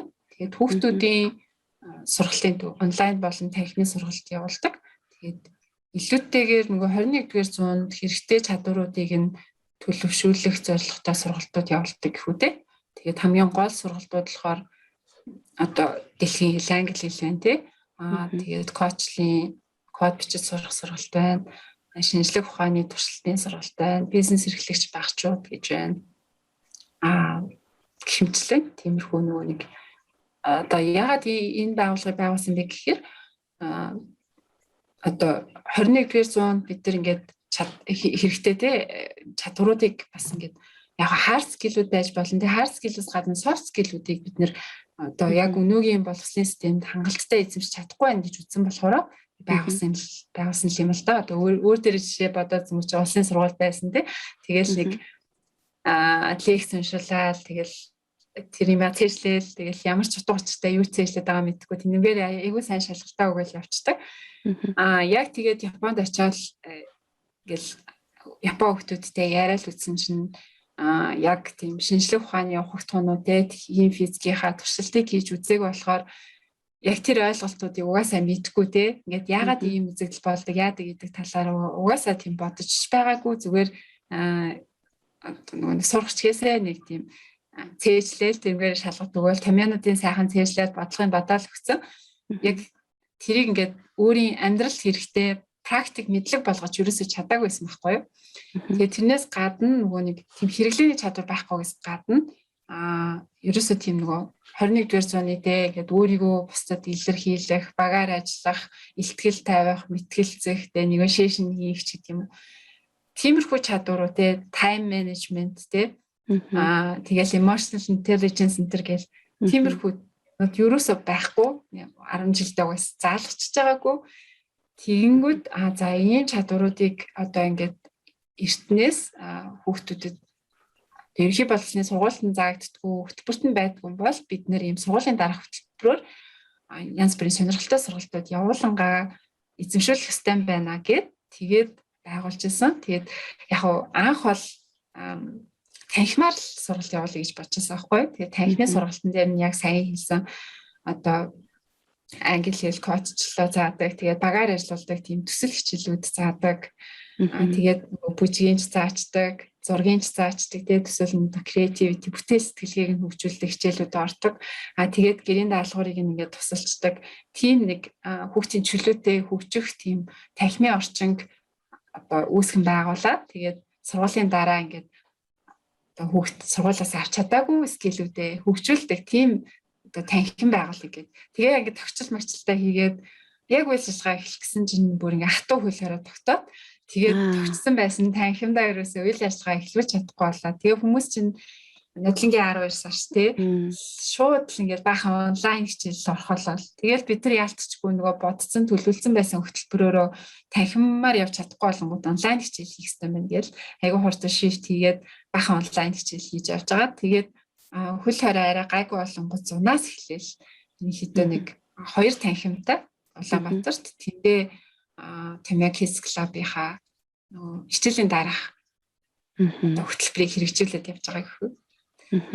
Тэгээд сургууль маань болохоор илүү том арай нэг том амбицтай одоо бид нэр хичнээн нөгөө нэг хичээлийн дараах хөтөлбөрөөр ингээд хүүхдүүдийг гоё скиллийн хөгжүүлээ тэрэг гээд байгаа ч гэсэн хүүхдүүдийн нийт ингээд сурч байгаа мэдж байгаа эзэмшиж байгаа мэдлэгийн ингээд 70-80% сургууль дээр л байгаа шүү дээ.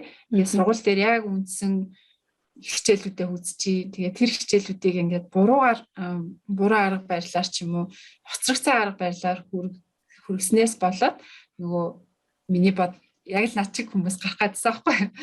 Тэгээд ямар ч тэ soft skill байхгүй. Тэгээд яг үзэж байгаа юм амьдрал дээр яаж хэрэглэгддэг вэ гэдэг тэр зүйлийг ерөөсөө чадваруудыг эзэмшээгүй тийм ингээд иргэд стил до Монголд ерөнхий боловсролын ялангуяа улсын сургуулиудад байгаа даа да. Яг хувийн сургуулиуд бол нэлээд гой сургуулиуд байдаг болчих. Бид нараас нэг хэсэг хувийн гой сургуулиудаар тур хийгээд блогжуулаад явсан. Тэгэхэд бол нэлээд бас ирээдүйг гэрэлтэй байна да гэж бодож байсан. Гэхдээ ихэнх сургууль бол улсын сургууль байгаа шүү дээ. Ихэнх хүүхдүүд улсын сургууль одоо суралцж хүмүүжж байгаа. Тэгээд тэр сургуулиудыг бид нар ингээд үндсээр нь ингээд өөрчлөх хэрэгтэй байна да. Тэрний тулд ийм жишг сургууль байх хэрэгтэй байна те. Тэгээд бид нар яг том ирээдүйн амбиц болохоор тэр хөтөлбөрийг одоо Монгол яригдж байгаа цөм хөтөлбөр байхгүй. Цөм хөтөлбөр чинь яг айгүй олон жил ингээд туршигдаад те. Ингээд одоо байгаа хамгийн сайн хөтөлбөр гайгүй бичигдсэн гэж ярьж байгаа ч гэсэн яг миний нөгөө яриад байгаа хэрэглээ талдаа хүүхдийг мэдлэг болгоо тэрийг ингээд амьдралд хэрэглүүлдэг тийм чадвар болгохтол нь эзэмшүүлэх тал дээр нэлээд учир дутагдaltaй хуучинсаг хിവэрэ байгаа юм байна да гэж харагдсан болохоор тэр цөм хөтөлбөрийг бид нар нэлээд ингээд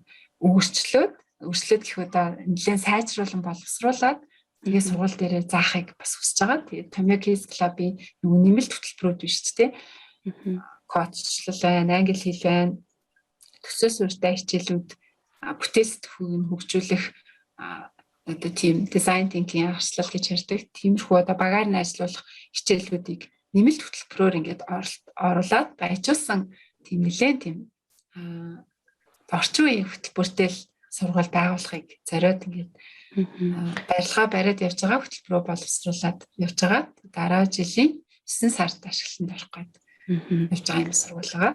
Тэгэхээр 1-ээс 12 дугаар анги хүртлээр явахаар тийм сургууль гэсэн үг үү? Эсвэл зөвхөн бага сургууль ч юм уу тийм байгаа юу? 1-ээс 12 дугаар анги орно тийм. Тэгээд цэцэрлэг байсан. Цэцэрлэг сургууль нийтдээ 964 хүүхдийн цэцэрлэг сургууль барьж байгаа. Өстой гоё юм аа. Багыгаа л явуулмаар санагдчихлаа гэх. Тэгээд Монгол ихээр явуулаарэ. Харин тий.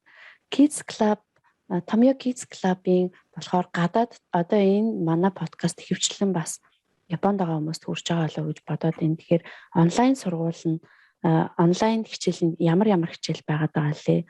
ямар ч гэсэн коуччлал байсан, монгол хэл нэмэгдсэн байсан тий.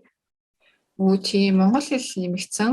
Одоо яг онлайнаар явж байгаа хичээл бид нар нэг хэсэг амар олон онлайн хичээл явсан юм аа. Тэгээд нөгөө бидний яг таргет чинь Монголд байгаа хүмүүсээс аахгүй юу? Тийм. Тэгээд нөгөө Монголд байгаа хүмүүс чинь ямар сонголтгүй болчихсон баахан онлайн хичээл аваад тэгээд бид нар тэрэнд тааруулаад бараг сард чинь 150 200 хүүхдүүд онлайн хичээл орж байгаа. Одоо тэр нэлээд багассан. Ягаад гэвэл хүүхдүүд илүү танхим руу орсон. Тэгээд одоо танхим дээр яг гол фокусаа гаргаад тий голдуу төвлөрөө. Тэгээд онлайн сургалт маань жоохон орхигдох гээд байгаа. Тэгээд онлайн сургалтын төрлийг нь жоохон багасгаад одоо яг явж байгаа сургалт нь болохоор англи хэл коуччлалын сургалт. Тэгээд монгол хэлний гадаад байгаа хүүхдүүдийн монгол хэлний сургалт. Энэ гурван сургалт бол яг явж байгаа. Яг хөө үнэхээр хүсээд та нарт нөгөө өмнөх сургалтууд шинжлэх ухааны туршил, бизнес эрхлэгч багчууд шатар энтрийнхаа сургалтыг хийгээч гэхэд хүсэх юм бол бид нар багш нь дагаад тэгээд анги нээх боломжтой. Яг одоо яг өнөөдрийн байдлаар явж байгаа сургалтууд нь болохоор англи хэл, кодчлал, шинжлэх ухааны туршилт байгаа. Тэгээд англи хэл нь болохоор Японд байгаа ээжүүдэд хэлэхэд бол нөгөө Япон хүмүүсийн чинь англи хэлний дуудлага жоохон хэцүү шүү дээ, тий. Тэгэнгүүт Монгол байгаа хүмүүсийн Монголын одоо англи хэлний багшны дуудлага бол нэлээд сайн. Тэгээд бид нар хөтөлбөрөө бас нэлээд тийм сонирхолтой. Тэгээд 100% за нэг анхан шатны хүүхдүүд бол 100% ороход жоохон хэцүү байж магадгүй. 70-80% нь ядаж англиар ярьдаг тийм хичээлүүд хийдэг. Тэгэхээр яг Монголоос ингээд онлайн хичээл авах юм бол Японд байгаа тийм англи хэлний хичээлүүдийг бодвол хамаагүй цэвэрхэн дуудлагатай, хамаагүй хямдхан өртгөөр англи хэлний хичээл авч болно шүү гэж хэлмээр байна. Тэгээд кодчлалын хичээл бол угаасаа нөгөө компьютер дээр ингээд харьцаа суудаг болохоор уг нь бол танхимаар орсон ч онлайнаар орсон ч нэг чанарын ялгаа байдаггүй. Тэгээд одоо хүүхдүүд юу нь бол хичээл болгон дээр нэг өөрийн хүссэн компьютер тоглоомоо ингээд багшийн заавраар хийгээд явдаг. Эхлээд нэг эхний 2 сар блог кодчлал гэдэг одоо за баруун тишээ эргэх оноо авах гэх янз бүрийн үйлчлүүдийг ингээд цаатал нэг блог болгоод өгсөн байт. Тэрийг нийлүүлээд ингээд алгоритмыг юм бичээд тэгээд өөрхөн компьютер тоглоом хийждэг. Тэгээ 3 дахь сараасаа эхлээд яг line code юм одоо C++, Java энэ төр гэдэг чинь яг тийм хэлний хамгийн амархан хэл Python-ыг нь үзээд явдаг. Тэгээ хүүхдүүд ер нь бол ингээд код ашиглаад зураг зурах ч юм уу ингээд өөрхөн жижиг анимашн хийх ч юм уу. Үнэхээр ингээд команд өгөөд тоглоом хийдэг ч юм уу тиймэрхүү. Ер нь нэлээд практик дээр суурьсан тиймэрхүү хичээлүүд гэж байна. Харин тийм манай хөвт бүр эхний яг хичээлд нь л суужсан 1 сарынхт нь. Тэгээд тэрэнд болохоор бүр нэлээд өөрөө бүр амар дуртай болцсон. Тэгээд нөгөө тоглоомоо хийчихэл өөрөө хийцэн гэдгээр амар баярлал. Нэг урамтай л идэм хэлээ л дээ. Яг өөрөө гартаж хийгээл хэдий хоол агааж гисэн. Тэгэхээр бас тэр юг ерөөхдөө Tamiya Kids Club-ийн одоо талаар мэдмээр байгаа Японд байгаа ээж нар аав нар байх юм бол өөр улсад байгаа ч гэсэн хүмүүс Tamiya Kids Club гэд хайнгууд угаасаа гараад ирнэ бүх мэдээллийн сахан ороод уншаад үзэрээ. Тэгэд нэг хэсэг нэг пост явуулсан шүү дээ. Би тэгээд ойлгохдоо би бас дүүдэд танахыг айгу санал болгодог байхгүй 2 хүүхэдтэй тэгэл ер нь мэддэг таньдаг хүмүүстэй ийшээ тийшээ одоо нөгөө Монголд ч зөөн гэдэг бол амар том асуудал байгаа шүү дээ тий. Тэгж яхаар яг нэг дор ингээд бүх хит хичээлийг сонгоод сургаад ах шиг байна тий. Тэгээд гэрээс нь баг ойрхон морхноос очиж аваад ингээд зөвөөдэс нь зөөх гээд байсан уу эсвэл нэг гэр нь хаана вэ хаанаас ямар хичнээн хүүхдүүд болох нь вэ гэд судалгаа аваад ах шиг санагдчихсэн. Тий одоо манайх нэг 2 салбартай. Нэг нь болохоор Баян зүрх дүүрэгт байдаг. Нөгөө Баянгол хорооллын урталт олимп хороолт байдаг. Нөгөөх нь болохоор Хавал дүүрэгт удирдлага ихтэй эсрэг тал байдаг байхгүй юу? Тэгээд яг хүмүүс ер нь Монголд нэг тийм өдөр хөнжүүлэх гэдэг ойлголт байдаг юм билээ шүү дээ. Бид тэр чинь ирээл хийж байгаа байхгүй юу? Тэгээд тэр өдөр хөнжүүлэх нь аюу нөгөө нэг хамаг юм хийгээд өчтдөг. Бүр ээж аавыг эрхлүүлчихдэг. Яадаг гэхээр ингээд мөглөө хүүхдээ ингээд хүүхдээ аваачаал өгчих юм бол тэр хүүхдийг хичээлдэн зөөгөөл хичээлээс нь аваад хоолж унтлаа тий өдрийн унтлагыг хийлгээл тэгэл идэв билээ. Гэрийн даалгаврыг хийлээ. Тий. Тэгээд бас айгүй хямдхан өдөржингөө байлгаж байгаа мөртлөө тэгэл нэг 200 300 мянга за дунджаар 300 мянга орчим байт юм тий. Тэгээд тэгтээ нөгөө тийм газрууд нь болохоор ингээд очиод үзэх юм бол зүгээр л ингээд нэг хэдэн ширээ сандал өрөө тавьцсан нэг байрны болонд тий. Тэгээд хүүхдүүд ингээд нэлээ ядардаг юм шиг санагцсан. Тэгээд өдөр өнжилт явж байгаа хүүхдүүдийг харахаар яг үнэндээ тийм унтах хэвтэх зай нэг багтай. Тэгээд дандаа л нөгөө хүүхдийн чинь за чи гэрийн даалгавраа нэг тоглох цаг завч өгөхгүй өөр юм ч заахгүй. Тэгээл хүүхдүүд нөгөө нэг өдөржингөө хичээл дээрээс нэг танхим дээр очиад ширээ сандлын ард дайж яж байгаа л өдөр өнжилт дээрээс очиад нэг ширээ сандлын ард гэрийн даалгавар гэж байгаа л тэгээл гэртээ харахаар айгүй өрөвдөлтэй санагдсан. Гэхдээ нөгөө ээж аав тэр өдөр өнжилт гэдэг соёл цоролцсон. Тэгээ нөгөө манай хүүхдийг ингээд та нар сургуульд нь хүргэж өгөх ёстой, сургуулиас нь авах ёстой энэ төр гэд тийм шаардлага тавиадсан болохоор бид нар яг хөө эргэн тойрныхоо сургуулиас нь авдаг юм билүү гэж бодоод нэг хэсэг судалгаа хийсэн чинь айгүй олон хүмүүс ингээд амар олон чиглэл өгчихгүй юу. Бараг одоо ингээд баг сургууль болгоноос чи автобус хөлслөд явуулах юм бол бид нар одоо хүүхдээ бараг цоглуулах гэсээрээ л нөгөө нэг өдөр нь өнгөрч штэ. Бахан хөгжил хөтөлбөр төлөвлөжөөд байдаг. Тэгсэн чинь тэрийг ерөөсөө хийж амжихгүй. Бид нар ч уг нь бол өдөр өнжүүлэх биш сургалтын төвдөө ингээл хүүхдүүдэд гой скил заа юм аа. Яг уу ээж аваад төсөөд байгаа болохоор гэрийн даалгаврыг хийлгэж байгаа. Гэхдээ тэрний хоёр дахь зүйл байхгүй юу. Тэгээ хамааг нөгөө учир утга алдчих юм байна гэд тэгээд эргэн тойрноосоо зөөхөө болцсон. Зүгээр та нар ирээд цагт нь ингээд хүрчих ядаж тэрийгэ хийн үсттэй те гэд. Тэгээд одоо л ер нь их хүрхгүйгээр гэхдээ хичээлийн дараа хөгжүүлэх хичээлүүдийг нь цаагаад тэгээд гэрийн даалгаврыг хийгээд тэгээд хүүхдүүд юм чөлөөтэйгээр хоорондоо тоглоод баг болж ажиллаад амардаг тийм сурах орчин бүрдүүлж байгаа. Харин айгүй бүх хүмүүсийг одоо сонсоогүй мдээгүй байгаа хүмүүсийг сонирхож үзээсэй гэж би бас хүсмээр байна. Яг Монголд байгаа хүмүүс ч гэсэн тий амар гоё орчин ч гэсэн гоё тод мод яг л хүүхдүүд байхаар нэг юм тухтай аюулгүй тийм хөгжиж болохоор тийм нэг яг байгаа байдал нь ч гэсэн тэгж санагдсан. Тэгээ баярлалаа юм хийж эхлүүлсэнд. Олон хүмүүс үйлчлүүлээсээ. За тэгээ би ч уг нь бол ямарч тийм болсон чиглэлийн хүн биш. Яагаад ч биш хальтраад амарсан юм гайхаад идэв штэ. Нөгөө Японд ажилласаа гарчаад тэгээд Монгол очиад ямар чиглэлийн ажил хийх вэ гэж бодчихсон байхгүй юу. Тэгээд ерөөсөө шийдэж чадахгүй. Ер нь ингээд юу хийвэл нийгэмдээ импакттай нөлөөтэй тий дараа нь бодсон ч гэсэн за би нэг хүмүүсийн төлөө юм хийцэндээ гэж бодох юм болоо гэж бодоод тэгээд Африк явсан. Африкт очиад нэг 3-4 сар болсон. Кен усад очиад тэгээд яах гэж тэнд очсон бэ гэхээр нэг стартапуудад хөрөнгө оруулалт хийдэг тийм хувийн хөрөнгө оруулалтын санд очиж ажиллаад тэгээд ер нь ингээд Африк шиг ядуу буураа оронд те ингээд стартап техник технологи ашиглаад яаж ийм гоё шинэлэг инновацлог шийдэл олоод байна те тэгээд тийм ядуу буурай орнууд чинь хямдхан л шийдэл олж байгаа. Гэхдээ тэр нь ингээд аюу гоё инновацлог шийдэл байж таараа гэж бодоод тэгээд очиод ажилласан чинь үнэхээр тийм байсан. Тэгээд бидний нөгөө нэг хөрөнгө оруулалтын сан болохоор эрүүл мэндийн чиглэлийн стартапуудад хөрөнгө оруулж ирсэн байхгүй.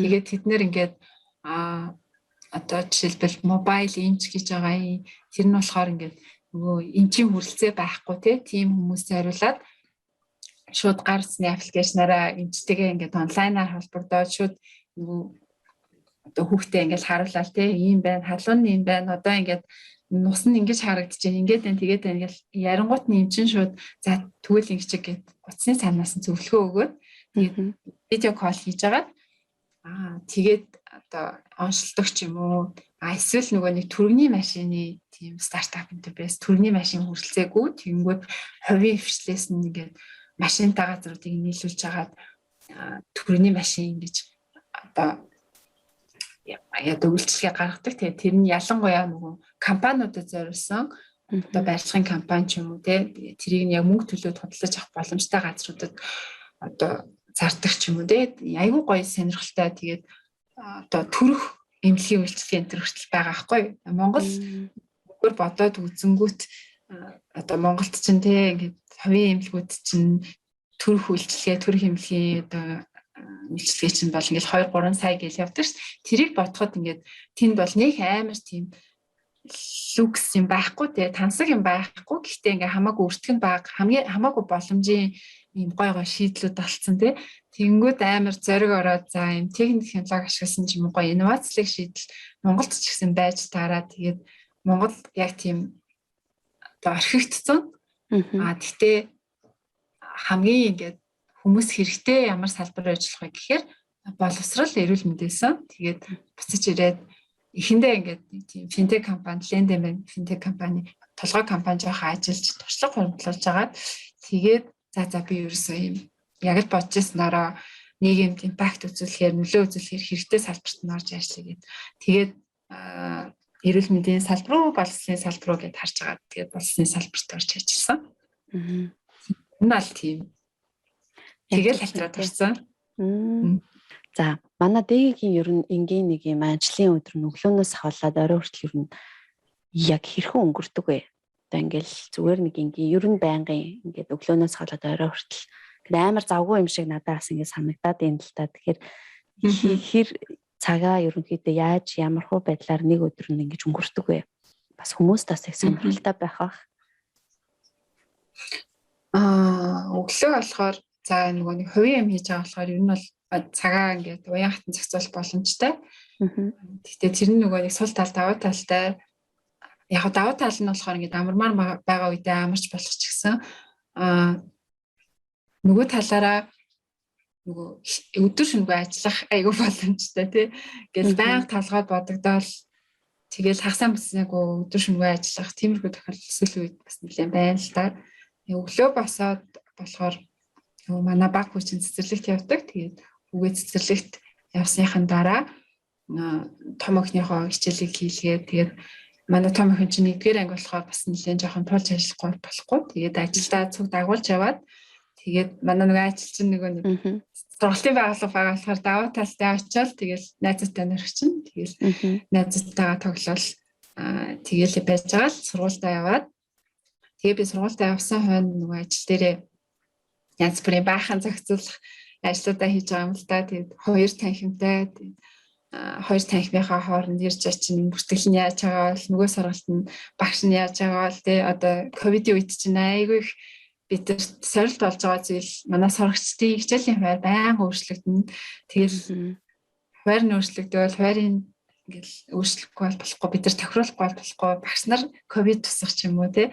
Тэгэл тиймэрхүү жижиг сайжиг тохируулалтын ажлууд бол бидний энергийг бол нэлээд авсан.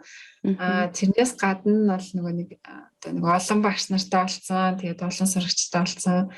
Тэгэнгүүт чинь нөгөө нэг 40-50 багш нарыг зохицуулах, тэгээд нөгөө нэг хойдолд байгаа 200-300 хүүхдүүдээс ирж байгаа нөгөө сэтгэл ханамж те ингээд зарим нэг гомдлыг яаж хийдгүү, яаж ямар гарц гаргалгаа шийдэл олж болох уу гэл тэгэл нэг тийм гал унтраах ажлууд хийгээл өдөр чинь их цаг бол тэгээд өнгөрчсөн. Гэхдээ яг тийм ажил хийгээд тахаар нөгөө нэг урт хугацааныхаа том чухал ажлуудыг орхитуулах гэдэг болохоор за би өнөөдөр ингээд чимээг өөхөн газар сууж агаад нэг энэ ажлуудыг л гараасаа гаргачих юм шүү гэсэн зүйлээ тэмдэглээд орхичдаг.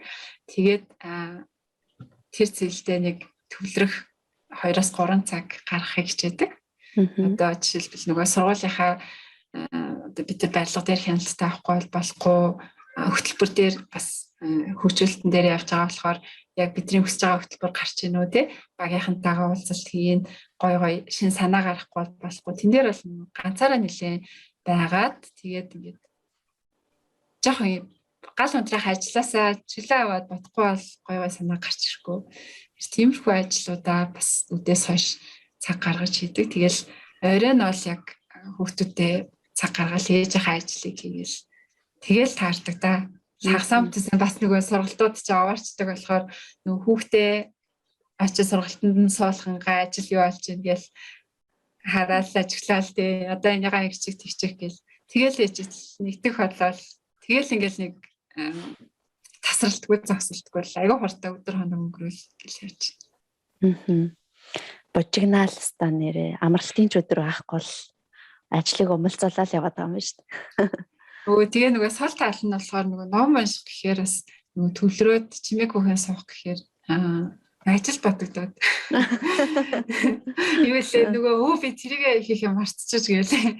Тэгэл орой унтах гал лээшээ хараад лифтэнгүүд нөгөө унтаж чадахгүй тийм яг мартах чинь гээл баг дэвтрээ гаргаж бичих нь хоолгүй. Тиймэрхүү үед байна. Тэгээд тийм үед яг илүүтэй бясалгал хийхийг хичээдэг. Бясалгал хийгээ чимээгүй бодлоо зэгцлээд элдв юм бодохгүйгээр бодохгүй хичээх гэхээс илүүтэй юу бодоод миний толгой юун дээр ингээд хамаг энерги алдаад байна гэдгээ ингээд жоохон ажиглахыг хичээдэг. Тэгээ mindfulness гэдэг юм яалтчгүй их завгүй болохоор алдагдчих юм санагдсан. Тэгээд ойрын үед жоохон бясалгалтаа хараад йогага сэргийгээд тэгээ жоохон балансчлахгүй л гэж бодоод. Тийм байх тийм. Одоо тэгээд түрүү нөгөө нэг ярилцлагын эхэнд ярьжсэн одоо өөрийнх нь ангийн багш нь Япон явахад бараг тэр жоохон бахаас нь тэр суурийг тавьсан гэж айгүй өндөр үр нөлөө үзүүлсэн байж тээ амьдралд бас. Тэгэхээр яг танаа багш нарын хувьд ер нь одоо яг багш нараа сонгож авахдаа яг магадгүй яг тиймэрхүү байдлаар хүүхдүүдэд нөлөөлөх үрч байд юм уу эсвэл яг ямар хуу шалгуур тавьж ажилчдаа сонгож авдаг вэ? Ер нь яг Монголд бас яг тийм ажил горилогч нарын асуудал бол нилээдгүй байгаа шүү дээ. Тэгэхээр тэр тал дээр ерөөхдөө санал бодлоо хуваалцвал. За багш нарыг болохоор бид нар яг нөгөө яг боловсролын салбарт асуудал байгаа гэдгийг нь мэдсэн багшийг илүү авахыг хичээдэг. Зарим багш нартай ингээл ярилцаал тэгэнгүүт одоо ингээл болол л штэ сайхан л штэ тий. Ягаад одоо юу болохгүй байгаа гэдэг байдлаар хандхаар тэр биш байдаг байхгүй ингээд байгаа нөхцөл байдалтай ууссан. Тэгээд болохгүй байгаа зүйлийг асуудлыг нь олж харахгүй байна гэдэг чинь сайжруулалт хийхгүй гэсэн үг шүү дээ. Тэгээд яг манай багт орж ажиллаж байгаа хүмүүс яг л надтай адилхан юм үнэт зүйлтэй тий. Яг хүүхдэд хэрэгтэй мэдлэгийг нь хэрэгтэй чадварыг нь 21-р зуунд ажиллах тэр хүчинг бэлтгэхийг илүү зарж одоо практик одоо мэдлэг чадварыг нь бодит тийм амьдрал хэрэгтэй зүйлийг сурахчихсан гэж чин сэтгэлээсээ хүсдэг тийм багш нарыг бид нар илүү ажиллуулахыг хичээж байгаа. Тэгэхээр яалтчгүй жоохон залуу хүмүүс болчтой юм байлээ. Өөрийнхөө үе болон тэрнээс доош үе ийм хүмүүс ингээд цуглараад байгаа. Тэгээд жоохон ахмаг насны багш нар болохоор яг нэг олон жилийн туршлага гэдэг юмдаа уягдаад тийм үү те. Одоо боловсролын салбар хэцүү байна, болохгүй байна гэж бол дуурахад хэцүү байт юм бэлээ. Ингээд өөрийнхөө олон жилийн хөтөлбөрийг үүсгэх гээд шүү дээ, тий. Тийм бол жоохон хэцүү. Тэгээд одоо зоригтойгоор өөрчлөлт хий, шинэ юм хий, бүтээ гэсэн алуулах багш нарыг авч ажиллуулахыг хичээдэг. Хэвчлэн дандаа одоо 20 гаруй 30 гаруй насныхан цугларч байгаа юм да. Тийм. Тэгээд хүүхдэд илүү хайртай одоо нөгөө нэг хүүхдтэй ингээд яаж харьцахаас нь нэлээд анзаардаг гэх үү те. Тийм диктатурны багш нар гэдэг чтэй бүр ингээд хүүхдийг хичээлд дургу болгочдаг. Бүр нэг тэр хүүхдийг ингээд гадуурхаал те. Чи хичээлдээ сайн хүүхдүүд чи тийм гэл бүр ингээд нэр өгөөд те. Тэгээд тэрнээс нь болоод хүүхэд шархлаад юу нөгөө хичээлдээ анхаарах тэр хичээл шал дургу болоод ингээд одоо хүмүүжид төлөвшлэн ч гэсэн нөлөөлцдөг. Тийм биш. Илүүтэй сайн нөлөө үзүүлдэг. Хүүхдийг огт ялгарлахгүй харьцдаг. Тэгээ хүүхдийн онцлогийг нь мэддэг, анхаардаг. Хүүхдийг харьцуулж биш тухайн хүүхдэд гарсан өөрчлөлтөөр нь дүгндэг, сайжралтаар нь дүгндэг. Тийм багш нарыг авч ажиллуулахыг хичээдэг. Яг багш нараас хүсдэг бүх юмнууд дуртагдлаа. Яг дандаа тийм багш нартай гэхээр бүр амар гоё юм байна. Окей, яг тэгээ хэцүү л дээ тийм багш чинь олох. Тэгээд яг хүмүүс ч бас ярьж байгаа шиг байхгүй шүү дээ. Болон чадна гэж орчоо. Тэгээд одоо Kids Club дээр бол бид нар бас ингээд жоохон ажиглаж байгаа за окей болохгүй байна да гэж болох тохиолдол бас байна. Хичнээн нөгөө мундаг ярьцлага хийгээд ч юм уу те бас шигшэж авах хэцүү тийм тохиолдол байдаг. Ярьснаасаа өөр нөгөө үйлдэлэн зөрүүд ахаар бас тэгээл те. Тиймэрхүү гарах юм л та.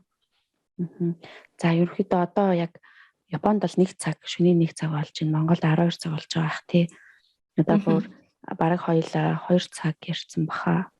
Тэгэхээр ерөнхийдөө яриа маань жоохон нэлээд урт болж байгаа шүү байна. Манайдыг бас амрах хэрэгтэй, номоо унших хэрэгтэй. Тэгээд ерөнхийдөө нэг сүүлийн 2 асуултаа тавья. Миний хувьд л тавья гэж бодож байна л да. Нэгдүгээрх нь болохоор мэдээж аналог подкаст одоо хийснээрээ амар Монгол буцах шийдвэрт нөлөөлсөн гэж хэлжсэн болохоор подкаст хийн гэдэг нь бас айгүй том даваа талтай байгаад байна тий. Тэгэхээр яг одоо подкаст хийх гээд байж байгаа анхлан зориулсан хүмүүст нэгдүгээр зөвлөгөө өгөөч. Тэгээ хоёрдугаар асуулт маань болохоор заавал юу гэдэм санал болгох ном гэх юм уу? Одоо мэдээж янз бүрийн төвшний янз бүрийн хүмүүс байгаа ч гэсэн заавал энэ номыг уншаарай гэдэг тэр тийм санал болгох ном байвал нас зөвлөөч гэж хүсэж байна. За эхнийх нь нөгөө нэг подкаст хийхээр бодож байгаа хүмүүсийн хувьд бол айгүй зөвлөмөр байна. Ерөөсөө нэг хайгаад авах шаардлага байхгүй тий. Тэгээд 8 бичгийн юм уу монгол хэлтэй баахан хэл файлж ярьдаг хүн хүртэл хийгээд байхад та нар чаднаа. Тэгээд гол нь нөгөө сэдвээ бас сонгож авах хэрэгтэй байх тий. Юуны төлөө хийж байгаа вэ гэдгээ бодох хэрэгтэй байх. Заавал ингээд бид нар шиг тасралтгүй явуулах шаардлага байхгүй шүү дээ. Богино хугацааны прожект болгож болно. Тэгээд тэндээс чи юу сурмаар байгаа вэ? Юу тэр подкастыг хийснээр юу олж авмаар байгаа гэдгийг аюу сайн тодорхой болгох хэрэгтэй. За жишээлбэл нөгөө нэг зочин урьж ярьдаг подкастууд болохоор миний ажигласаар ингээд аюу олон гоё хүмүүстэй танилцаа тий ингээд гоё буу халах боломжтой юм шиг санагддаг. Манайд ч нөгөө зочин их ордгоо болохоор надад зочин урьдаг подкастуудаас тэр нь аюу гоё атаархмаар санагдаад байна. Гоё олон найзтай болоод байгаа юм шиг санагдаад нэтворк нь ингээд хэлээ. Яа тийм болмоор байна уу? Тэгээд эсвэл нөгөө нэг бид нар чинь нөгөө подкаст аналогыг анх яаж гаргасан бэ гэхээр өөртөө нөгөө номоо уншина гэж уншихгүй болонгууд өөртөө жоохон нөгөө пүштэй жоохон дарамт очруулаад тэгээд өөрийгөө жоохон шахахын тулд тэр подкаст хийж эхэлсэн. Тэгээд 2-7 хоногт нэг удаа заавал нэг номоо уншаад гаргах хэрэгтэй болохоор хичнээн завгүй байсан ч гэсэн ингээд номоо тогтмол уншаад авах боломжтой. Тэгээд нэг олон хүн сонсож байгаа нь анханасаа бидний зорилго байгаагүй. Зүгээр хэрэгтэй гэж бодсон одоо номоо ингээд банк уншаад явж ах нь бидний хувьд бол хамгийн том зорилго байсан. Тэгээд тэрийг хамгийн гол нь ингээд ярьж авах хугацаанд илүү хүн ойлгодог гэхүү. Зүгээр нэг уншаад явах биш, илүү чанартай ойлгодог. Тэр чинь ингээд нөт болгож бичээ, тэмдэглсэн зүйлээ хүнд хүрэхийн тулд би эн чинь жоохон дутуу ойлгоцсон зүйл байсан байна гэдгийг анзаараад тэрийгээ жоохон бодож тунгаагаад тэгээд хүнд ойлгомжтой ярихын тулд өөрөө сайн ойлгосон байх хэрэгтэй тий. Илүү сайн тэр номоо ойлгодог болохоор бид нэр өдөө хүртэл бас подкаст хийгээ явж байгаа. Хэрвээ танд тэгэж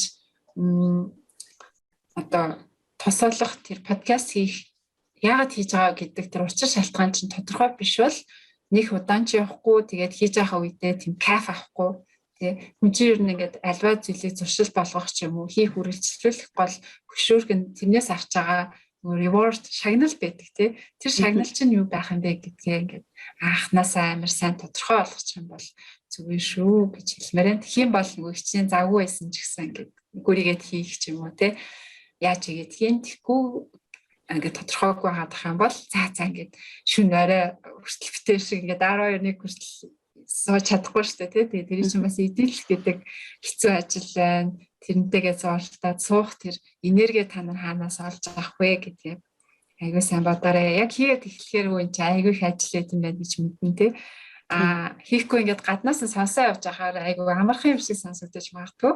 Яг хийгээд үзэнгүүт нэлээ их ажил болдсон шүү. Тэгээд тэр нь бэлэн үү гэдгээ бас айгүй сайн бодоод тэгээд эхлэрэй гэж хэлэх байна.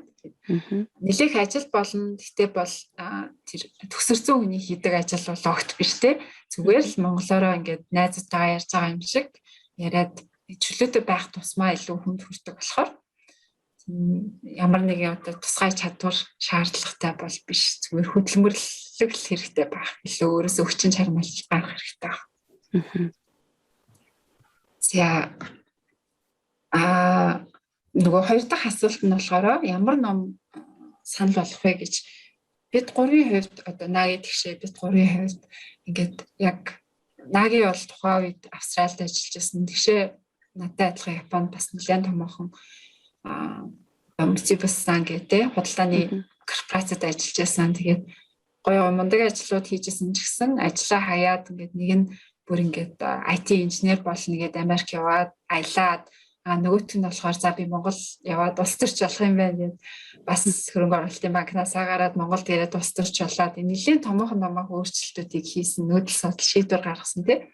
Тэгээ тэрний хойдолд байсан том ном нь болохоор Harvard-ийн Business School-ийн профессор Clayton Christensen-ийн How will you measure your life гэдэг ном байсан аахгүй юу? Тэр номноос бид нар бол яг ингээд толгоор яг тарих руу зүрх рүү орох тэр томоохон асуултуудынхаа хариултуудыг олж авчихсан.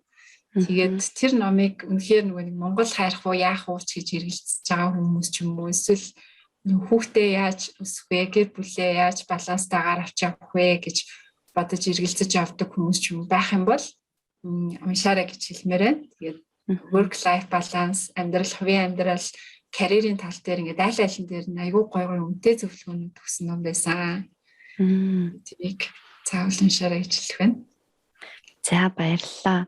Би сая нөгөө эхний асуулт тавьсан чи өөрөө айгүй би чинь бас ерөөсөө юуж компьютерт муу те одоо баг юм эдит ерөөсөө хийдэг хүн энд ингээ яриа сууж идэг байхгүй юу.